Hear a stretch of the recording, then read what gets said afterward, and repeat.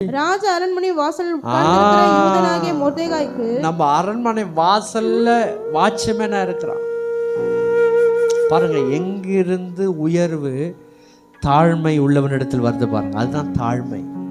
தாழ்மை உள்ளவனையும் கர்த்தர் என்ன பண்றாரு? உயர்த்துகிறா. நீங்க எந்த வேலை செய்யறீங்கன்றது முக்கியம் இல்லை. கூலி வேலை செய்யலாம், டிரைவர் வேலை செய்யலாம், வீட்டு வேலை செய்யலாம், கம்பெனி வேலை செய்யலாம். கஷ்டமா இருக்கு பாஸ்டர், அதுலேருந்து உனக்கு உயர்வு வரும். உன்னை கனம் பண்ணுவா. நிச்சயம் உனக்கு கனம் வரும்.